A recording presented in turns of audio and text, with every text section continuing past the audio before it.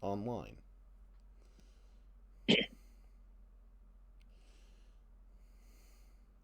But everyone's levels seem to be coming in all right. Joy, if you want to Of talk course, here by streaming. as I figure out. Yo ho, a pirate's life for me. Is that how that song goes? Forget. I don't know why. Probably. Maybe? There we are. Gundam. Okay, yep, we are there. Everything works. By the way, live. tell me when you're recording, because I'm going to have a quick bitch fest. We're recording. Yeah, you're on the TV Okay. right now. How the frickin' hell did you make it through Batman Ninja? I made it through half an hour and I was just angry the whole goddamn time. It was fun. You just take your brain off and enjoy cool visuals. That was the worst world of Ninja Turtles 3. That was crap. I agree there. Yeah. That was the worst Turtles movie. Hey, good thing Robin and Nightwing suddenly came back here and they found this ninja guy because you're part of the prophecy. Everyone was just at Arkham at the just time. randomly got here. They were just hanging out here. I'm surprised there wasn't like a Samurai Jim Gordon in there. Yeah. Just bring the whole. You even had Alfred in it. They only gave us everything else. Literally everything else. And the real winner there is Batman Ninja versus the Yakuza League. That's I couldn't make it through that one. The first one, Batman Ninja, just made me so mad. That's why I messaged you. I'm like, I need 2 extra days. This is like I can't right now. This is why we are not watching Kill la Kill, because that Batman Ninja and Batman Ninja vs. the Yakuza League is made by the same people who did Kill la Kill. So imagine what was going on only as a series. Yes, but if they don't do it with characters I know and love, and make them like Batman walk around with his freaking Batman symbol on his bald head. That was fucking weird. I'll admit that. I mean, inconspicuous. Let's not let anyone know who I am. Like you just had that tattooed up there, like just in case, like to identify your body. And they made Joker. They made Joker such a whiny bitch. And this isn't before like he loses his memory and he forgets who he is. That I'm not talking about that. I'm talking the whole build up where he's supposed to be the big bad guy and he's just freaking whiny. Everything is whiny. You can't do this, Batman. How are you doing this? Yeah. He was very high pitched. Want to choke everyone. Are you done? Are you happy? No, I said give me a minute for my bitch. You've complained about because you recorded it like Joey could not make it through because he doesn't like fun. No, I don't like crap. And that was crap. What you are doing right now is you are explaining why you don't like fun. I need my serious Batman. I need my Chris Nolan Batman. The Batman who is devoid of fun. Batman. I always need to know things that have to do with time. I love my Batman themes of time, and I need that in my life. Lego Batman was delightful. I don't even hate Batman and Robin. I don't. That's like fair. I can watch all 4 of the original like Batman Forever, Batman Returns, and Batman and Robin. I can watch those. This was I want it far away. If you want a serious Batman, go back and watch The Dark Knight. And the thing that always gets me is like, oh yeah, Batman is still just a goofy thing. Is Christian Bale when they're doing the serious voice and explaining the entirety of like the theming of the movie to you like you're 5. It's like you're looking for who is responsible. And that line read just always makes me laugh. The one that I saw it the other day, but in The Dark Knight Rises, in the final one, where he's fighting Bane in front of the city hall, and Bane punches the pillar for a second time for no reason. He's like, I get it, you missed him the first time, but why did you hit it again? Like, you just want to prove that, like, I just... How strong I am.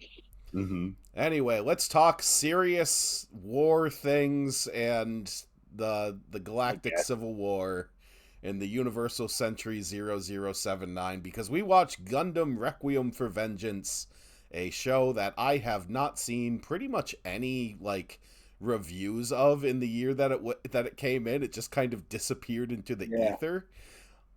So yeah. What year did this come on? 2011? Last year.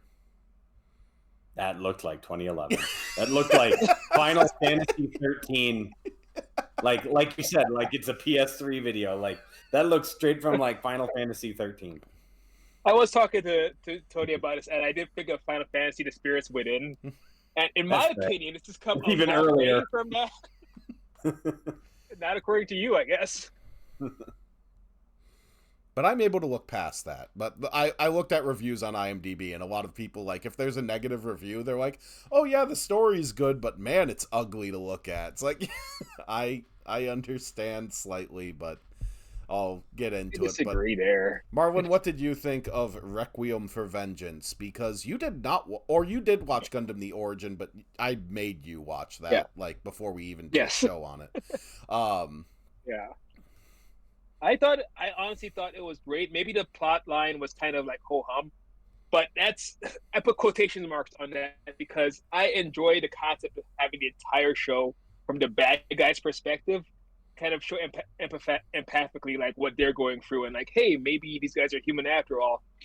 Finally, they're still trash, and I spent 6 episodes enjoying watching them get their asses kicked because, you know, they're Zionist trash. They're literal space invaders. Let them get beat up. It's fine.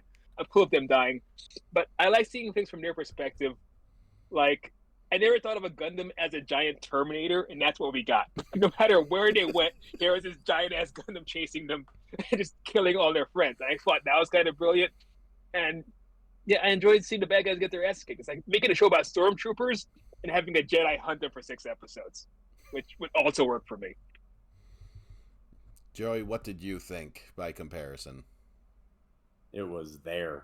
I had not like the easiest way, and this is because of it being technical. Like, one, I couldn't read subtitles, so it was harder to follow along.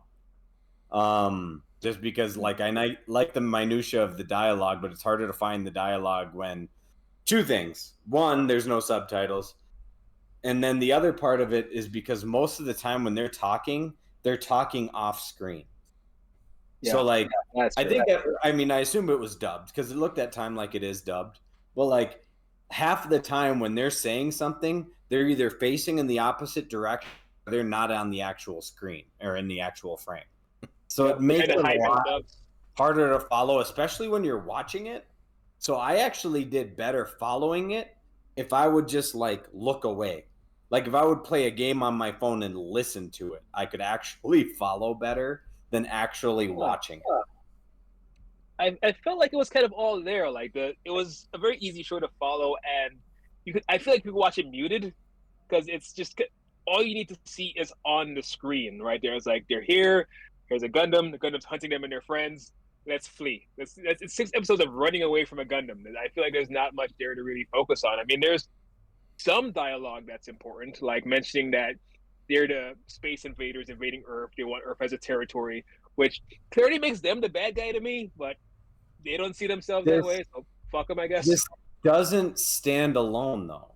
Like, you can't watch this without ever having watched a Gundam before. Like, the good thing is, because we've watched some of this stuff in the past, I understand what the backstory is and, like, what side is what and what they're trying to establish.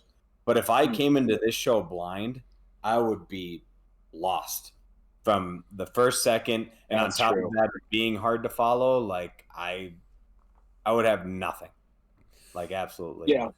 I'll admit to having an advantage just because I already know what Gundam is, and that's pretty much it. There's no prologue in this. There's no, like, text running down the screen. There's nothing. It's like, here's a show, enjoy it, and which kind of makes it a bit disingenuous, making you sympathize with the bad guys immediately, because they are terrible people, but the show kind of tries to trick you into being on their side, and I don't appreciate that.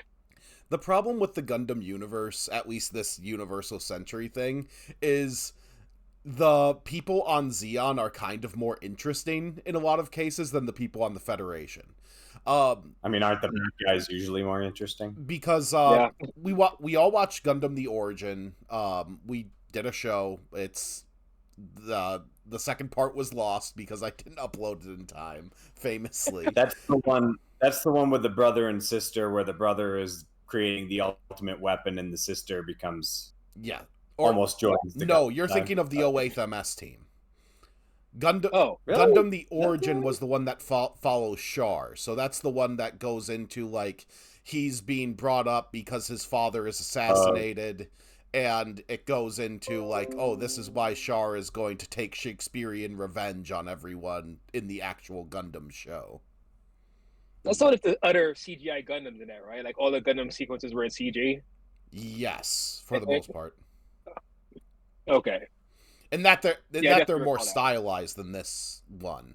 In this one, they're very, like... They look like video game models for the actual mobile suits, while in Gundam: The Origin they're kind of more like weirdly cell shaded.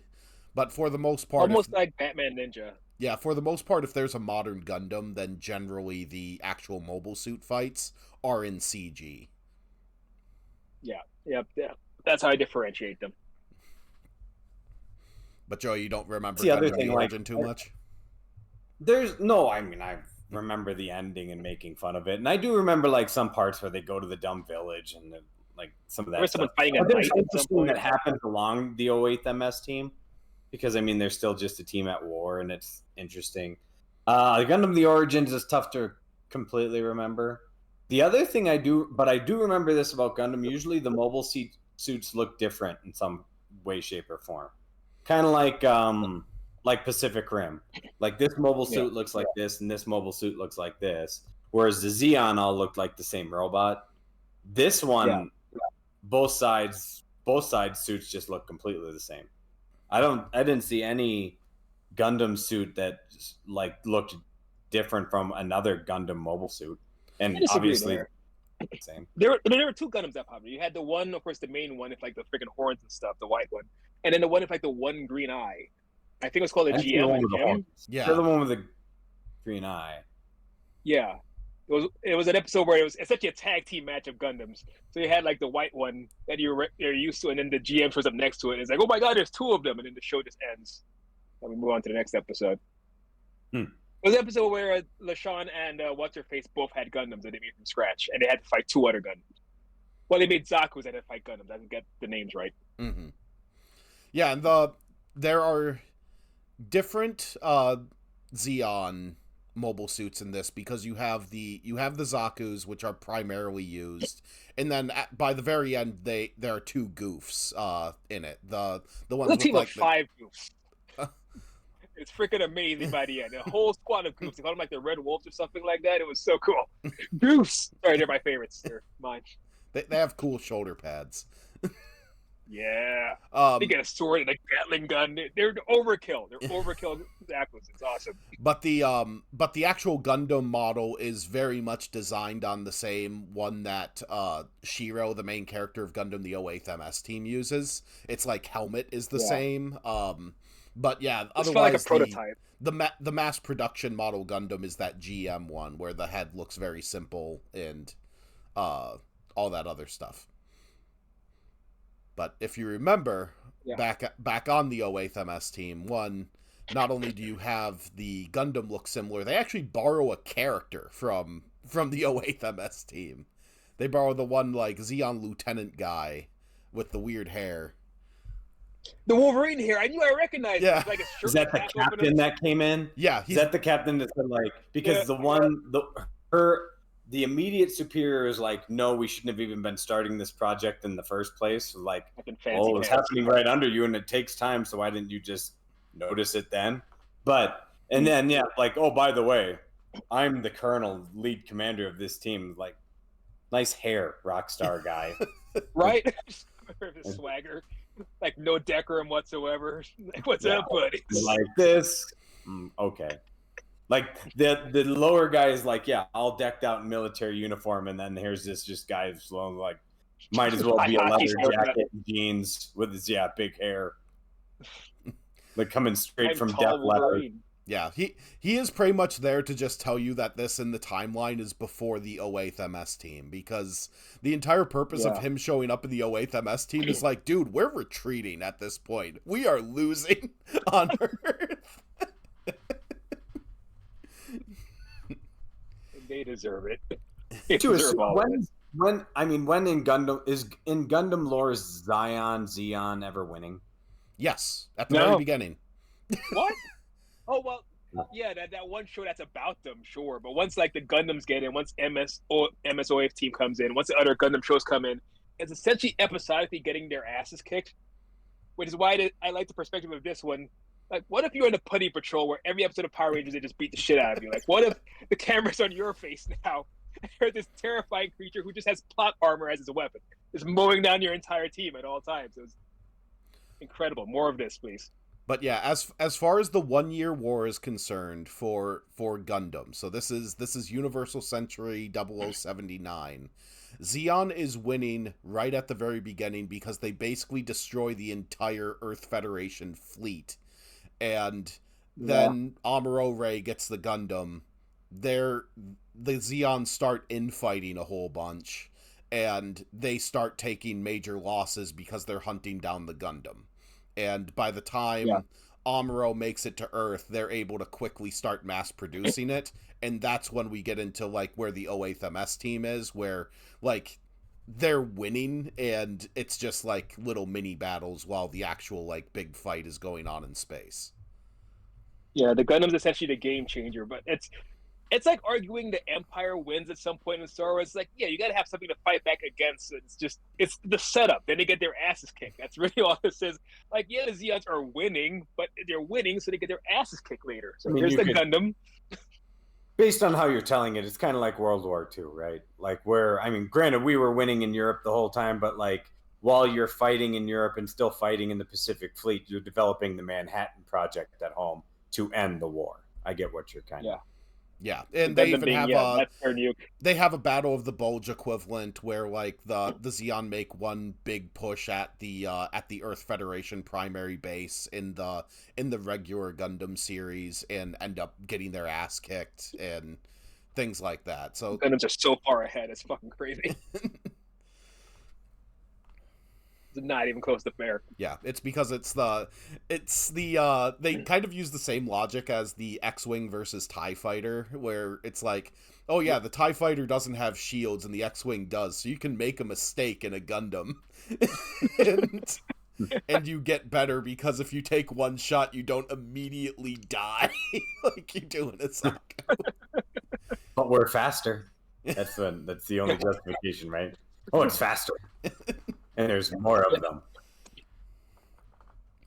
I just kept going for the entire show, like, you poor guys, like you're good for you. You're fighting your hearts out. This is a losing battle. This is like that one Terminator movie with Christian Bale. It's like, yeah, you're just watching them lose the entire time. You're not going to win this. We know where this is going. You're not going to win this. I know the conclusion. I know where this leads. Now, in my opinion, the top of this show, of Requiem for Vengeance specifically, is the first 2 episodes. Because there you have the build-up of, like, Zeon kind of running away and over-pushing. They end up in a trap, and then you get the Gundam just completely wrecking them in a very visceral fashion. Like, literally crushing a dude by punching the cockpit, which was awesome. Freaking Mutton Chops got it hard, just laser beam through the chest. His entire body is gone. I felt bad for them, but not that bad. Like, Mutton Chops deserved it. Yeah, like, I'm glad you have friends and camaraderie and what have you, but you're all still evil. Yeah, Joey, did you like the actual fight when it actually happened, or was the action just kind of meh? Not necessarily the Gundam like showing up, but I do like the first 2 episodes in that it makes it. You're right in that it makes war. Granted, it's still CGI, but it makes it more visceral. It shows that war is scary and horrible, and it shows like just the mass confusion and the chaos. So it does a good job of showing you like at least from the Zeon side, like, hey, like, what do you do when you're fighting a losing battle and everything around you is burning and blowing up and we have no direction? Like it gets very chaotic, and that's where I assume like they probably like wanted to go to tell the story, because in their desperation they developed these other not Gundams but whatever the Zeon equivalent is called. Yeah, it's like, I can see why, and then I mean based on that writing I can see why you complain about the new types or the Zeon mutants or whatever the hell we want to call them. But I get it. If you're only pitching the show, and how long has Gundam been on now? Since the 70s? Yeah. 79. Yeah. So like if you're gonna tell this story over time, like somehow you got to make the bad guys seem a threat when they've been losing for so long. So like, just throw them this one. So at least maybe we'll give them something to like maybe give the illusion that these bad guys still stand as a credible threat. Well, I don't think the show's concerned about that. I think the show's concerned about telling Iria, the main character's story, rather than saying like, oh, this is what causes the Zeon to actually do this thing. They're not really concerned with like good guys and bad guys. I would say that's to the show's detriment, because the ending just does not hit with me. It's so like overwrought and stupid.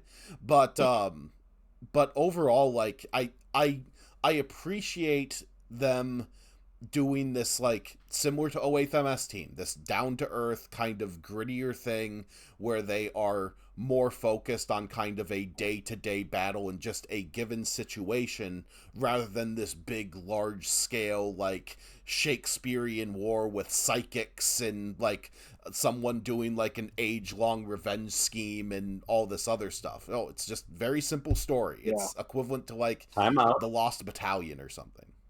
So time out then. So you're saying one of the problems with this show is because you're trying to basically change the story after years of canon, right? So after years of like telling this Gundam story where Zeon is bad and the Federation has been good, and we have all of this lore, and on top of that you're trying to connect it, and because you're changing that makes this show lose credibility and stature and makes it bad. Kind of like freaking Batman Ninja. Oh my god. Not quite. Not really. I don't think the show is concerned with going into whether or not Zeon you would consider good or bad, which negates a big problem where it's the main incident that Zeon does to attempt to win the war is they gas an entire space colony and then drop it on the Earth, killing half the population of the Earth in general. It's like watching the show with that knowledge in the back of my head, it's hard to feel bad for anyone in this at all. You're the Nazis. It's you. You're the Nazis. I don't feel bad for Nazis. No, and then like Iria at the very end is like, oh, I'm going to fight for a world where children don't need to fight and things like that. It's like, how many people did your side murder? And granted, like I said, the show's not concerned with that. Basically in the show, like, Iria is effectively a grunt. She wouldn't know the political machinations behind like gassing the space colony. She would know about the colony drop in general, but like aside from that, it just doesn't like fit into the logic of the show. And I think that's a problem, because I think the only way you could truly have this show have a good ending is if Iria just completely separated herself from the situation. Just go AWOL, desert, and just leave. It doesn't help that they don't do a great job explaining their side and why they're fighting what they're fighting. It's just, they're fighting Earth. That's it.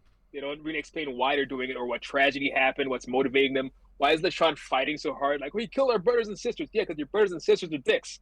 And you're a dick too. That's why they're fighting you. Why am I cheering for you at all?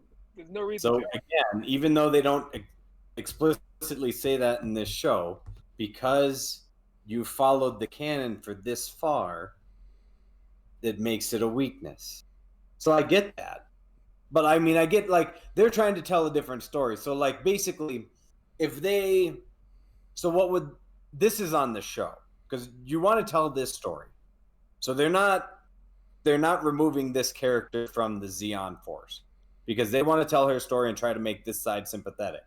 So maybe what they could do instead is just remove that one character that's the tie to the 08th MS team. Try to, or say like the beginning, kind of like a Braveheart line in the beginning.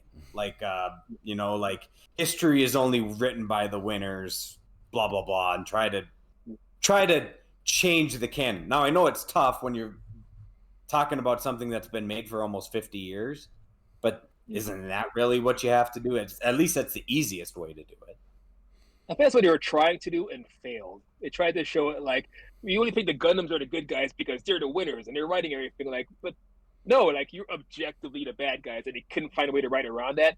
Even when they didn't mention what they did, they didn't mention the drop, they didn't mention anything like that. They didn't mention the gassing, and I feel like that was definitely deliberate because knowing that would immediately make you lose sympathy for everyone. The only reason I don't have sympathy for these guys is because I know that. But someone coming in fresh, they wouldn't know that. So maybe they'd be tricked into even liking these guys or buying their merchandise and toys. But you just go to Wikipedia for like 2 seconds, you know how awful these people are, and that's really unfortunate. Well, so I mean, I'll let you get in a point whatever you wanted to say, Tony. But there's one last thing I think you could do. So, if you don't mind yielding the floor one more time, but like you either go you can go the opposite way with the main character. She goes, you embrace the canon, but then she has to go all in, right? Like you explicitly say, "Hey, we did this, but that's because I hate this side." Like that's, and now just say that. It makes her very hard, obviously, probably almost impossible to empathize with. But that's what you have, because what you're trying to do is you're trying to like not rationalize her side. What you're trying to do is get in her mind. So you don't have to empathize with her, but you have to understand her. So that's another way you can go. You have her go all in, but now, I mean, then there's no doubt. That's hard, but the entire show is D-Day from the perspective of the Nazis. Like, that's what the show is for 6 episodes. Like, I'm sorry, man, I can't do it.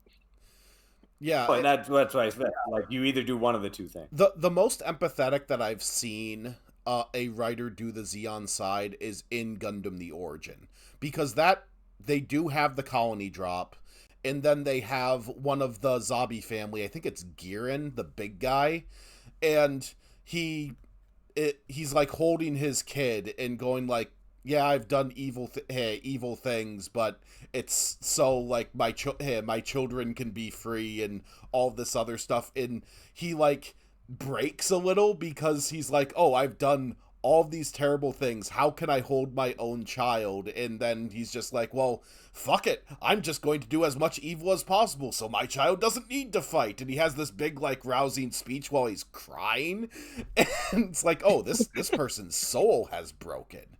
And I think that's the most I've seen like a writer not necessarily be subtle about it, but do the most to like have you understand like the Zeon side and that idea. And I mean, they could have just done that verbatim here if they really wanted to. Well, because I get what you're saying. Like, again, if Gundam's been a show for 50 years or almost 50 years, I mean, you almost probably have to embrace the canon, because you can't probably call yourself Gundam and not have people expect something out of you that's come before. So it's not like you can suddenly just break it off and call it your own. Yeah, well, funny thing you say have that. To embrace it, so you have to address it. Yeah, the current Gundam series going on, which is G-Quux, is actually a separate Universal Century timeline, which is all based on what if when the Gundam was taken by Amuro, what if Char instead ended up in this and Zeon just took over? It's like, what if the Gundam ended up in the hands of the Zeon, and it's not very good, unfortunately. But that's even how have an they've alternate been timeline. like getting away from the Universal Century stuff. Is they either like go decently far beyond. I think the most recent one was 0098 or something. So it's like a solid 20 years after the 1 year war, and that's an interesting thing you can do. I mean, that's what Star Wars likes to do all the time in the expanded universe. So, but yeah, I think the 1 year war is thoroughly mined that you can't really do anything with it unless you're just telling a straight up like this is the story of a battle, which this kind of tries to do, but they wrote themselves into a corner by making it a 1 year war. Like, there's only so much you could squeeze into 1 year. Like, it's over now, I guess. It's stretched it into 2 years now. Well, has the Gundam story gone on so long now that like in storyline that span generations? Yeah, there's a way maybe where you can say like, hey, we've been fighting this war for 3 generations, and 3 generations later we just say why, because maybe we had nothing to do with this incident, but there are people like our grandparents still remember it, and that's why we keep fighting. Like you can maybe get into that storyline, but I mean, obviously you have to do a lot of explaining and good storytelling on the way there. Yeah, writers just look at that and they go, no, let's just focus on new types. Similar to how Star Wars is just like, oh, let's focus on people who are force sensitive and talk about magic. Yeah. We're the damn Skywalkers again. The one family in all of Star Wars. I feel like they could do remakes though at this point. Like a lot of animes and video games are already doing it. Just remake the whole storyline, especially now that you have this whole CGI setup. Just start it over. Even remakes, especially like something with wide fanfare. Even remakes are expected to have a standard. Like you don't think like when Fantastic Four comes out in a month that Marvel fans are still going to expect it to be something they want it to be, or same with even. I mean, I'm guilty of the same thing. One of my favorite superhero is Superman. I'm still going to expect something from James Gunn when that comes out next month. Well, yeah, you could keep it the same but different. And in that, you have Resident Evil 2, the original, yeah, but I still love the remake. Same thing with 3 and 4. And a lot of other video games like that. Like sometimes you just kind of update the graphics, you update the animation style. Like Gundam, you mentioned 1979. That's friggin' old. You could update the animation for today's standards and keep the same storyline and get new fans that way. Yeah, that's why they keep rebooting Batman and Superman over. That was again. part of the reason why they did Gundam: The Origin, is so they could try to get new fans in on a potential remake. But I don't remember if Gundam: The Origin just didn't do well. I know it went like vastly over budget and over time. Like it was delayed over the course of like many years. Well, and then you also have like a market now that's more saturated or even inflated. Like you can, like, what's the most popular anime right now? Probably One Piece. I see One Piece is sold. Probably nah. It's millions of comics. One Piece is still like One Piece is the most popular manga by far, and still a very popular like show. In terms of most popular anime show, I know that in the U.S., Solo Leveling won the stupid Crunchyroll Awards, which makes me very salty. But it doesn't necessarily mean the most people watched it. No, it just means that the most people voted for it, and there was a lot of good then that split the vote. So that's what ended up happening. But no, One Piece, like all of the mainstays are still around, like One Piece, Dragon Ball, all those things. Exactly, like Invincible, One Punch Man, like all of these stuff that I haven't watched that I still even know. I mean, Cowboy Bebop's still out there. So I mean, we're gonna reintroduce Gundam, and you get newer fans. Is like, cool. There's this show on top of already all of the. If I'm already a fan of anime, I'm probably already watching these 5 other shows, and probably even almost to the point of being like religiously. Like I am a fan. So I'm watching them intently and making sure I am up to date. And now all of a sudden I'm going to add this show to my plate. It's probably going to fall by the wayside. Yeah, Marlon, you Yeah, mentioned. I argue that Oh, familiarity has a better advantage. Like, there's a reason we have like 3 Spider-Men in the span of like 20 years, and why Marvel keeps milking that character, or DC of Batman. Like, yeah, we can have a Mr. Terrific movie or a Black Canary movie, but we're gonna get Superman and Batman on loop. So I feel like, didn't Dragon Ball Z also get like a restart, as it were, with what's it, Kai? Instead of it was more they just condensed it. So they just looked at like where was our filler, and they massively condensed it down, which is why like it. And one of the things I've proposed to Joey is that we watch like at least the start of the Saiyan saga with Dragon Ball Z, but yeah, that like up to the point where Goku is about to face Vegeta, which is where we would probably stop with Kai. That's like 40 episodes. And in Kai it's fair. 12. That's better. But yeah, there's a reason Dragon Ball Z is still going around, and now we have like the pink hair and the blue hair and all that. Like, familiarity, it's nice. People like their familiar properties for a reason. And I feel like Well, Gundam and, could be one of those things. and how can I even forget? You also have Pokemon, of Yeah, course. Yeah. Pokemon. That one And I could go mean, there forever. yeah. So you have like this, like again, this saturated market because anime is not taboo anymore. Anime is not something that only like a small niche of fans like. No, anime is like a genre for a lot of people, if not everyone. So, I mean, I'm still anime back. I'm still not a fan, but like I'm probably in the minority. There's a lot of people that do. But I also feel Marlon, like we haven't really exposed you to the anime that really made us fans, which is majority of the '90s stuff like you have What's Perfect Blue, Ghost in the Shell, like things like Cowboy Ninja Scroll, which are a lot different from what became mainstream, like like One Piece, things with the weird anime faces, like your Pokemon and stuff. The anime I grew up with did not really have those things. I wasn't really introduced to those until Dragon Ball Z. Otherwise, before, it was Vampire Hunter D, it was Voltron, it was Ninja Scroll. It was essentially like serious adult movies, but animated. And that was kind of the cool thing about it. Like, if you watch a movie like Heat and animate that, that's what Ghost in the Shell felt like to me. But in order to have it appeal to kids, now you have like, oh, wacky faces, and then that's when you get your Tenchi Muyo and your bullshit. mm-hmm. Yeah, so Marlon, you mentioned that like after this you were hyped enough about Gundam that you watched the first movie. So I'm imagining that's the Netflix like where they just condense down like 1/3 of the original Gundam show. Yeah, it's like 2.5 hours. Yes. Yeah, it's pretty long, and there's 3 of them. Did the animation style like turn you off because it's really simple, kind of silly? Well, There's 70s music in it, like. well, no, because again, that's what I grew up with. I grew up with stuff that looked like Vampire Hunter D and Voltron, so I was very at home in it. I like the retro style, and it's not nearly as wacky as the anime today. It's by comparison very down to earth. For some reason, anime, once you cross the 2000s, they become super wacky and Looney Tunes kind of, and almost like Tom and Jerry in a way.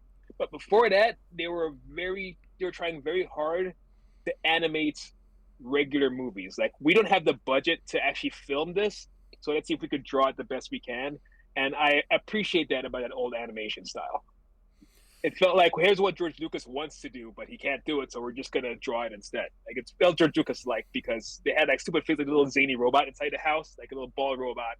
Like, why is that there? Just to show that the setting you're in the future and you're gonna have weird zany things like that. But it didn't feel over the top and cartoony. It felt at home. So that being said, and I'm kind of playing devil's advocate here, but so if you are someone who is saying like, okay, I have this Gundam project, and that there's no real point in remaking Gundam because Gundam 1979 is great as it is. Even when, Amuro hops into the Gundam and then a weird disco song plays. Like, complete with like... See, you can update all of that. But yeah. But a lot of people would say it's like, hey, like if they are interested in Gundam, they should just watch the original. Kind of like how it's like, oh, the original the original cut of Star Wars is the best one, and before like the special editions and everything else. Like, would it be erasure if you remade it? I disagree. I'm the kind of guy that feels like you could remake just about anything. You could remake movies. You could remake Star Wars, in my opinion, and just update the special effects, update the actors and actresses, and be fine as long as you don't change much about it. And I feel the same way about something like Gundam. We have the technology to do what they wanted to do in the 70s and make it look very pretty, as long as we don't depart from that too much. As long as we're not adding unnecessary shit and unnecessary like lingo that dates it even more towards our time. I have one man for you, Marlon, who can remake Gundam then in that image. J.J. Abrams. No. J.J. Abrams. I think J.J. Abrams. I'm not just like, oh, I'm gonna remake this, but give you the exact same thing. Yeah, just do the same thing but better. Which is why the Force Awakens worked and the two sequels did not. He just kind of remade Star Wars and they were like, all right, that wasn't bad. But he tried to do his own thing, got fucking weird. Got weird with it. No, I'm giving Gundam to James Cameron, so it's done sometime between now and 2075. Then it's done in water. Well, James Cameron is the first to go explore the ocean.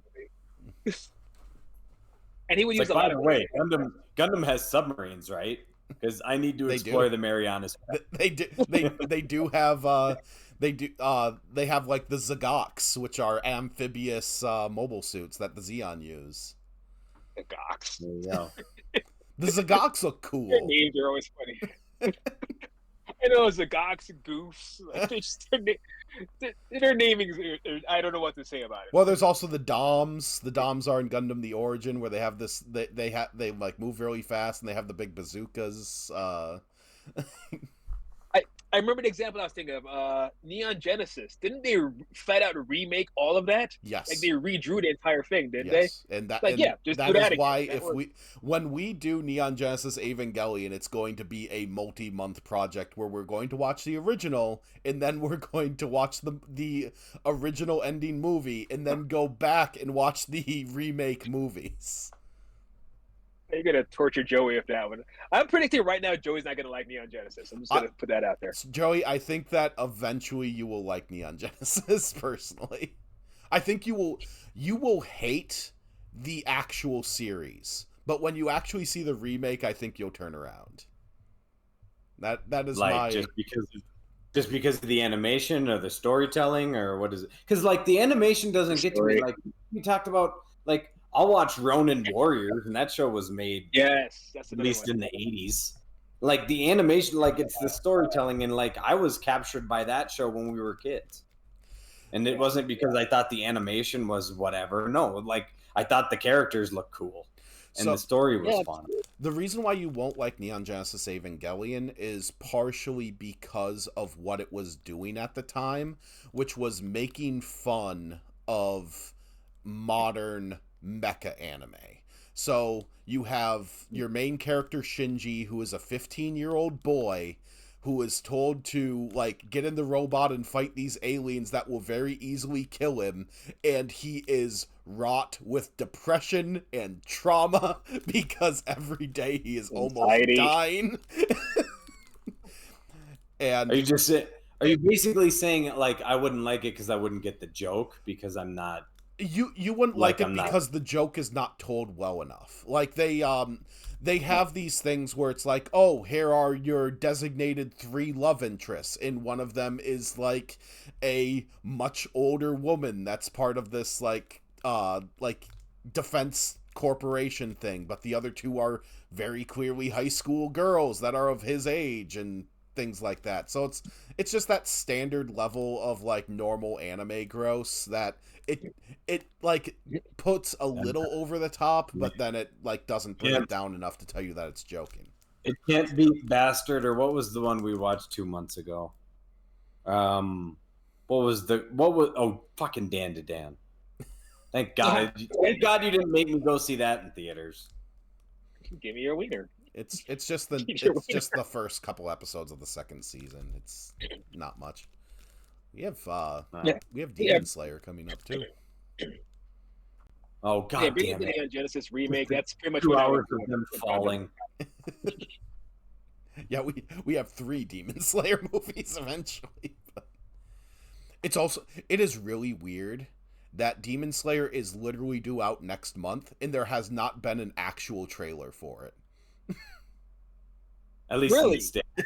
There's got to be one. There have only been trailers that just show like the ending episode of the most recent season, and then it goes like, "Oh, coming July 21st," and that's it.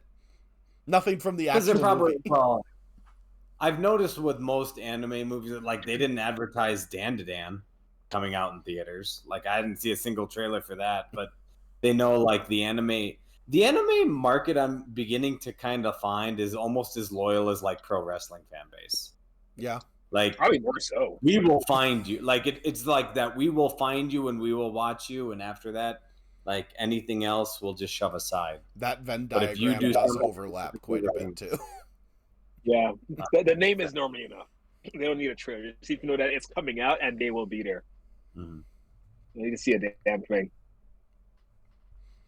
See, I want Gundam to be reanimated now. They could do it. Sorry, we're getting way off topic of the actual show. That just kind of tells you like this show, Means Nicely, is just not that interesting. It's just like you get over like the CGI that's there. I mean, it's nothing. It's not like horrendous, but it's not great. The dialogue's not great. The storytelling's not great. Like it's not offensive, but it's not anything to like remember after you're done watching it. Yeah, if I want to watch a Gundam that's down to earth, I'm just going to rewatch the 08th MS team, even though it moves a little bit slower than this. It's literally double the episodes. If I want to watch something for the Gundam history, I'll just rewatch Gundam the Origin again. It like doesn't really have a place other than just like here is this Gundam thing you can watch. It's kind of a random story, and I appreciate that about it because it doesn't. It's almost I want to say harmless. Like you could watch the Gundam series without watching this. You could miss this, and it's fine. It's just kind of its own pocket story, and I appreciated that it's just kind of a 6-episode chase. It's just one long chase, kind of in the style of Mad Max Fury Road, where you have your guys, you have your big thing chasing them, and that's it. It's an excuse for action sequences, and that's enough for me. I like the CGI personally, but I am also the kind of person who likes the CGI sequences in video games, and I'm totally cool if that's just 30 minutes of that. That's fine for me. There is a bit of a funny thing that you need to do with actual Gundam right now, because they lost the actual footage for the 22nd episode for original Gundam. So they went back and they made a 90-minute movie because apparently this episode was really good. So they're like, oh, we can expand on it. So it's done with the same animation style that Gundam the Origin was done.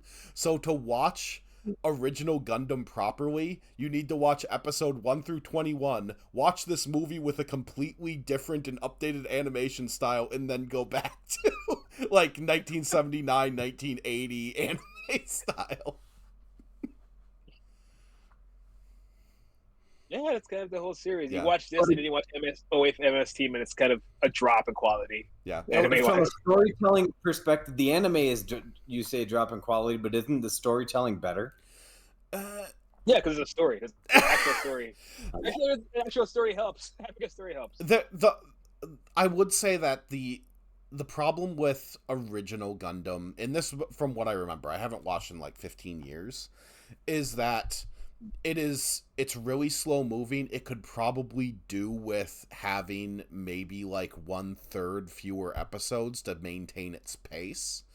But overall, like, it's still good even when it gets into its weird like 1970s early 80s like metaphysical stuff, when it's just a bunch of psychics talking to each other about like their weird dreams that tell the future and all this other weird. This is Gundam? Yeah, this is Gundam. Yeah. Oh boy. I'm just getting used to anime doing that at this point. Maybe I'm just unfazed. That's what, maybe that is your answer. If you're going to change like 50 years of lore, like in like just really make the fan base mad. Just go completely off tangent. Just make it X-Men. Just the opposite direction. Okay, yeah. No, Let's just leave Joey, it to one that, of I the guess. big dramatic moments of regular Gundam is the shared love interest between Char and Amuro ends up, like, getting in the way of them fighting in space, ends up dying, and then just has this long diatribe of, like, I've become a being of energy, Amuro, and then it plays, like, a 1980s, like, Japanese pop song that's, like, really kind of disco-y. that's Redline. That's got me visions of Redline right there. That's you gave the listeners don't think the show last, or like a couple, like one of the nominees, like, oh, I just see Joe getting flashbacks of Redline. No, what you just told me gave me flashbacks of Redline. Turn into a beam of energy, just like the end of that stupid movie. We'll crash the cars, but we float up into space and we love. That one Zeon with the mutton chops turned into a beam of energy, and not by choice in this show. Yeah. Still my favorite kill. That was just shocking. That was just to piss them off. Just flexing. So, scores for Gundam Requiem for Vengeance. So, as per usual, we use Super Eye Patch Wolf 7-star scale. 1 is completely insulting to my intelligence. 2 is bad, but with some sort of good quality.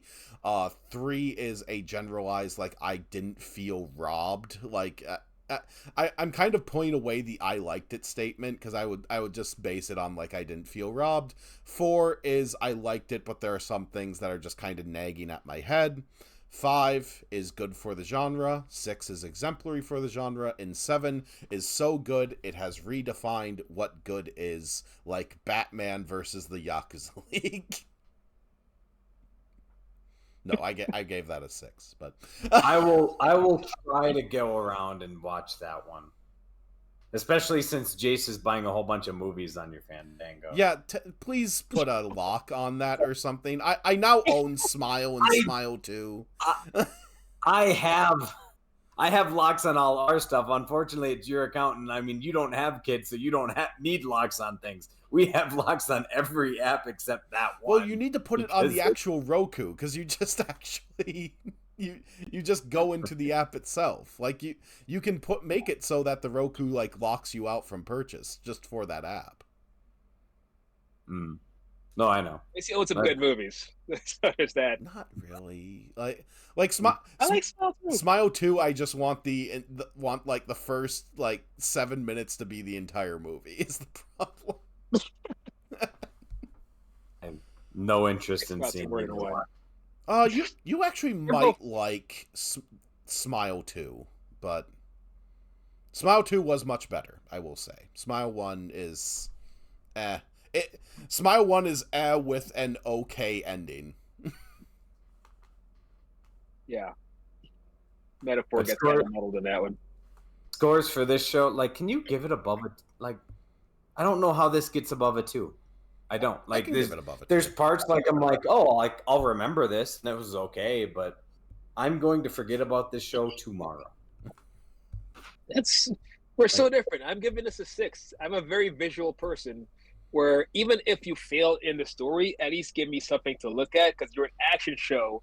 Give me great action, and it provided that. I felt like it was very Pacific Rim adjacent, which a lot of the Gundam shows, they don't really have that weight to them. These things felt like giants. They felt like threats. They didn't feel like dudes wearing suits. They felt like actual machines and vehicles that were a problem. And I enjoyed the fight sequences a lot. I enjoyed the fight sequences too much to give this below a 6 for me. I was going to say 7, but that plot it could have done more with a lot of the plot. I didn't really feel a lot of the characters. I'm legit asking this. I'm not knocking your choice of score, Marlon. You can score anything any way you want.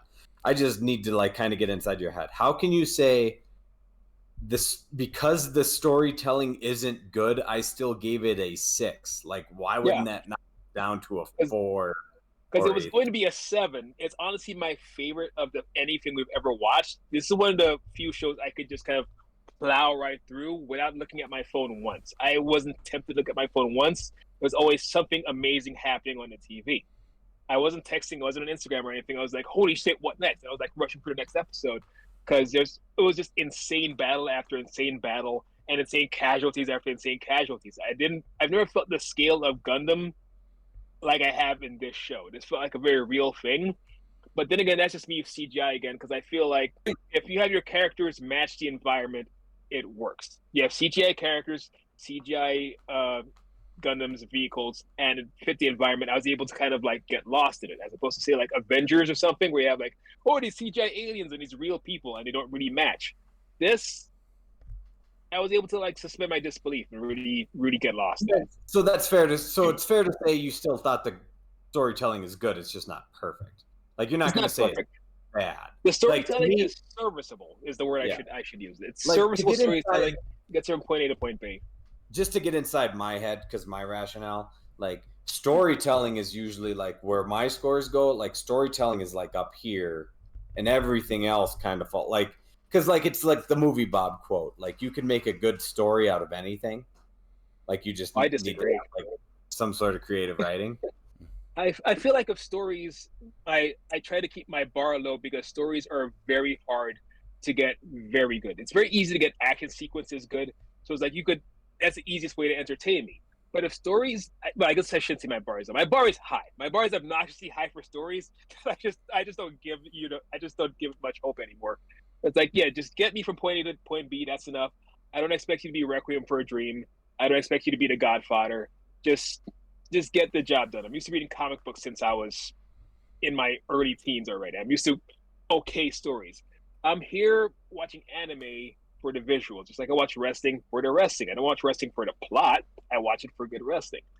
So if animated things, if you have a great story and suddenly your action sequences are shit, I do not care because I came here for action. It's like having a comedy where, oh, you have really good writing, the story's good, all the jokes land flat. Then why am I watching you? Like, what is the point of this? I'm here for action and to deliver that for me. You make a good point. I think I'm guilty of the same thing. Like my barometer for storytelling is pretty high. And in the end, like you're right. Like sometimes I just got to remember I'm watching a cartoon. Like, cause I do. I turn my brain off when it comes to wrestling storytelling all the time because I've watched it forever and I enjoy the genre. So yes, you're right. Maybe I could like remove some of my bias from anime because I already have my preconceived. Yeah, robots. Going back to Batman, if you watch Batman Ninja versus the Yakuza League, watch it more along the lines of watching the Adam West Batman rather than any other Batman post Tim Burton. Right. Batman and Robin is kind of like Adam West Batman. Sort of. It is. It's straight up Adam West, that one. But I will find ways to enjoy things. I'll find a way to enjoy Thor: Love and Thunder for Christ's sake. Like I actually enjoy that one. So like I know a lot. I'm in the minority, but yeah. So Joey, what do you give Gundam Requiem for Vengeance? Just between that 2 and 3. Tony? Oh, I give it a 2. Mine is the 2. Like I got it because again, I'll forget about it tomorrow. I really will. Like it's just. In that regard, I understand because I already forgot most of the plot points. But again, I wasn't really looking for them. I wasn't really paying attention to them. They didn't really stick out to me. What stuck out to me was crazy lasers go boom boom. That's it. Oh my god, Goose are cool. That's what I remember about the show. Of the Gundam stuff we've watched, like 08th MS Team sticks out most in my head. And there's anime stuff that we watch that I still can like replay in my head and like. Even to the point like Princess Mononoke, I can still remember the animation style. Grave of the Fireflies is the best thing we watched, in my opinion. I still go back and watch JoJo. I mean, hell, Demon Slayer, the first season, I can still pretty much almost give you almost every episode. So I can still replay those in my head. But some of these other ones, they're in and then they're out. And this is one of those. Yeah. And overall, so I was between a 3 and a 4. Ultimately, I'm giving this a 3, just because there are other Gundam things that take big swings, and ultimately just completely fall flat on their ass. And there's others that take these gigantic swings, have a Gundam that's a literal windmill, and it is the greatest thing that you've ever seen. Yeah. But it's a spectacle. I come for the spectacle. And this is one where everything is just kind of samey. It's like, I already saw this done in Oath MS Team. It's one of my favorite animes in general, so this is doomed by like what it is up against in this case. And I mean, if they kept the Gundam sounds, if they kept that like designated library of sound effects for like when a beam saber is ignited, when a beam rifle goes off, when a Gundam simply moves, I probably would have given this like a higher score. That is up there with like the Transformer transforming noise for me. But overall, like, unfortunately I can't. That's another fine example for me. I love the Transformer movies. Like, I know their writing is shit, but I'm not here for their writing. I'm here for Transformers. It's the same scenario here. No, and there's a reason why Bumblebee is the best of the Transformers movies. I was gonna say, we can still criticize Michael Bay. Like, I don't like Bumblebee that much. I know I'm in the minority. I did not like Bumblebee or the Beast Wars movie that came afterwards. I prefer the Michael Bay movie pseudos too. They were both like dull as dishwater. You would rather watch Revenge of the Fallen over Bumblebee? Easily. I saw Bumblebee once and went, oh, that was okay. They went right back to Revenge of the Fallen. Like, so the spectacle wasn't there. Bumblebee even had cooler designs for the Transformers. They're closer to their Gen 1 80s designs, and that wasn't enough for me. The action sequences did nothing. The characters did nothing. Well, at least the Michael Bay movies, they were dumb and hilarious. I could watch those on loop, just left on my TV and forget it. But Bumblebee, took me like two, 3 tries to get for that. All right, so we get to talk about what we're doing next. And I have been watching this show week by week for the last 10 weeks. And so you're going to subject me to it. As far as I understand, there are 2 episodes to go. It is not very good. But we are doing Lazarus, the Velvet Revolver of anime. Why? Let's do it. If you hate it, why do I have to watch Because what I want to do is I want to see if it's different if I'm not watching it week by week. If I can hit it in like 2 to 3 episode chunks and pay attention to it rather than try to remember the 30 minutes that happened previous and move on. I don't know if this might be better, but what I think happened is Shinichiro Watanabe, who did Cowboy Bebop and Samurai Champloo, is very, very good when his primary story is in the background and he only needs to come back to it on occasion. Lazarus, the primary story is there throughout the entire thing, and it is boring. That's unfortunate. All right.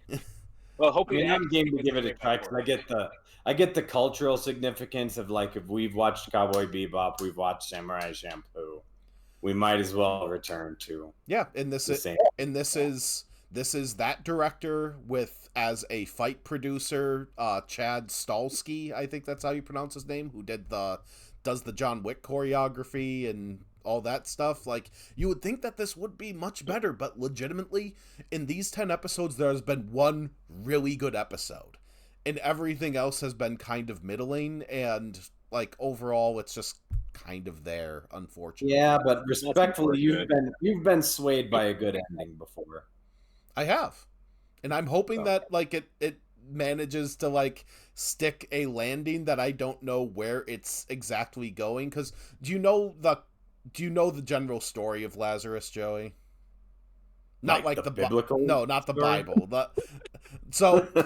The anime is this scientist who created this like absolutely perfect like painkiller drug called Hopna, which everyone uses it because it is a painkiller that has 0 side effects and it's been universalized for use. Basically comes on on national television across all things and says like, oh, BTW, I put like a poison in Hopna, so anyone who's taken it is going to die in 60 days. But I have the antidote. Okay, cool. Find me, and you'll get the antidote, and you can save these people. And Lazarus is the team of like criminals and government agents that are trying to find this guy. That's the story. Well, it's a shame it even has a story, because when you put it that way, Cowboy Bebop doesn't have. You have a vague outline, and then you run with it. Samurai Champloo is the same thing. You have a vague outline, and you run with it. And this one is just, no, this is what we're doing. This is that doesn't sound as fun. So I'm getting the pessimism of Samurai Champloo. I don't know if I'll get the comedy of Cowboy Bebop. So we just got a very just very dark and sad. Legitimately the only the episode that has the biggest sense of humor and is like, oh, this guy is cooking, is that episode that I mentioned, because they find that like this weird like crypto trader who's like also like this like weird men's rights content creator is potentially knows something, and it is them infiltrating like his club and doing secret agent stuff, and it's great. I love that. It's like a dark Ready Player One. This is what this sounds like. Not really, but you can decide where you go from there. But yeah, that's what we're doing next month. We'll do Lazarus. You can start watching it now. I think there's, like I said, I think there's 2 episodes left. Is it on Crunchyroll? It's on HBO Max. HBO Max. Or no, it's on it. Oh wait, it is on HBO Max. It is no longer on Max, the place for HBO. It is on HBO Max because it changed its name again. Wait, because we had to write the first. They went back to HBO Max. Yes, so they're not Max anymore. Nope, they figured that was stupid, and we agree. It's almost like they had a very popular show in The Last of Us Season 2, and they're like, wait, HBO is a brand. Why did we get rid of it? Yeah.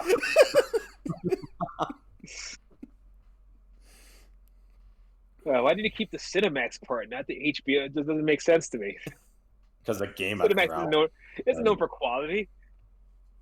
HBO? No, Cinemax. They kept why do they have the name Max? HBO is the good part. That's what the is part that? Wasn't nope. Shameless was Showtime. Yep, you're right. What was a Max original series? Banshee. Cinema.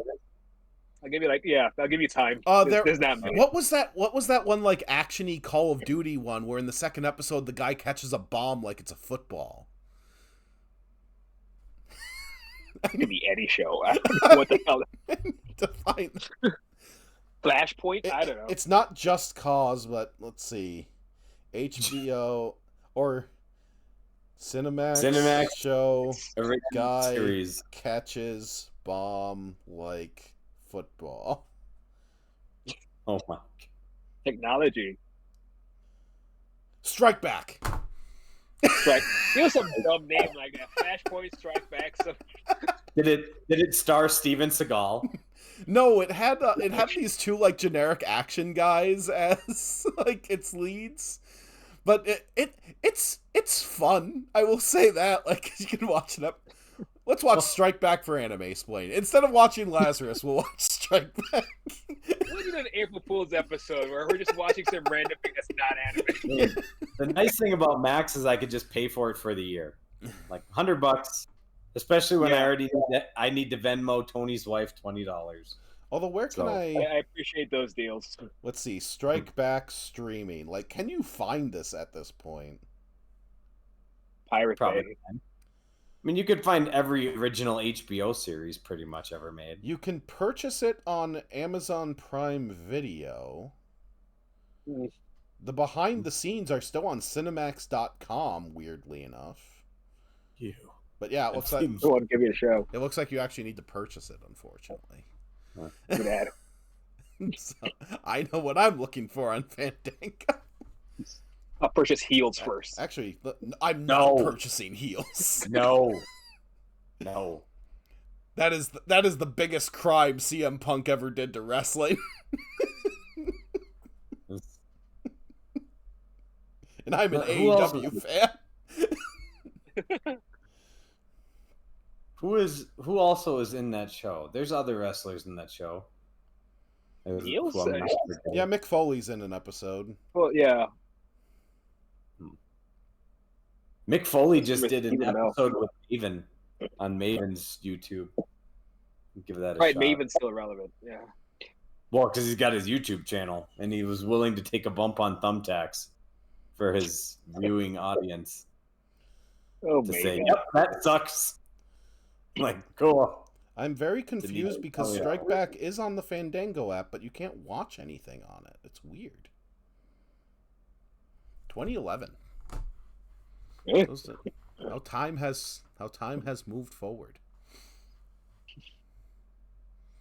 Like 1991 now.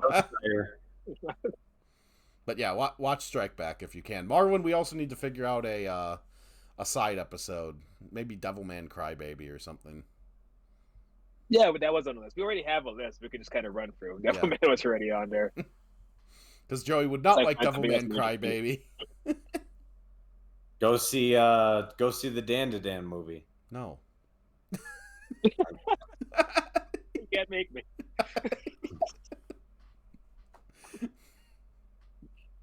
I'll actually force you to watch season 1 of Freyrin. Ugh. Yeah, I could get for that. I'll watch Freyrin. Oh, Freyrin. There's Freyrin. There's a bunch of Marvel animes that we can compare to the DC animes. Oh yeah, I forgot that we had those that we need to find. There's a whole Blade anime. There's an X-Men anime. There's an Avengers anime. I mean, I will say, you know what? I didn't hate Transformers War for Cybertron. I really did not. Wasn't that the video game? Is that the Chris Hemsworth movie? That's like the Transformers anime that's on Netflix. I thought the Transformers anime was was Transformers 1 or whatever. No, Transformers 1 is the movie with Chris Hemsworth as the voice of Optimus Prime. I'm not watching that. Which is also good. I actually like Transformers 1 a lot. War for Cybertron's not terrible. And Joey, before we go, should we at some point return to like just be elder millennials and return to and review Animatrix and what was it? Gotham Nut? It wasn't Gotham Nut. Or Gotham. No, it was Gotham Knight. Yeah. Yeah, Gotham Knight. Yeah, better Tales from the both of them. Because I stole Animatrix from you and brought it up to college, and then I bought Gotham Knight, not realizing it was anime. Because I saw both of them on Blu-ray at Half Price Books the other day, and I have debated on purchasing them. At least Animatrix is worth it. I don't need to buy anything on DVD anymore. Right? I like physical media, even though it's also going to burn. So are we. What's the point? So are we, as Ashley is writing her workout with ChatGPT. So, but at least she knows from somebody that's never followed sci-fi a day in her life, at least she knows to say please and thank you to ChatGPT. Just in case. So don't think twice before it nukes us. I had ChatGPT assess my Magic the Gathering deck, and it gave me a whole bunch of cards that don't exist or haven't been played since 1986. It's like, no. Magic the Gathering. No, you stupid machine. See, you called it a stupid machine. You're the first one it hits.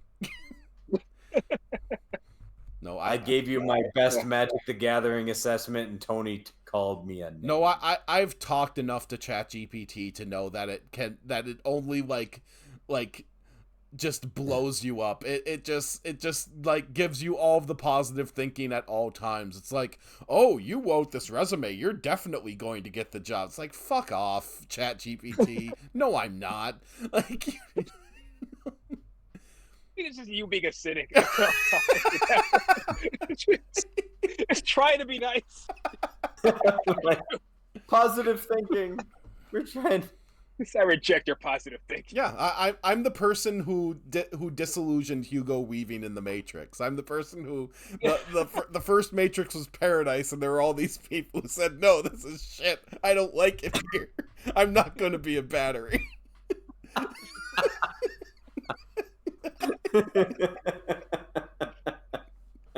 You know what? Yeah. I live in the sewer and be barefoot.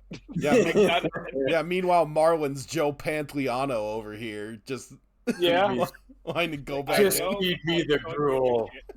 I don't want to live in the Matrix and eat steak. Just feed me the nasty oatmeal. Does my brain think it's steak? That's enough. That's enough reason. But the machine can't love you. I don't care.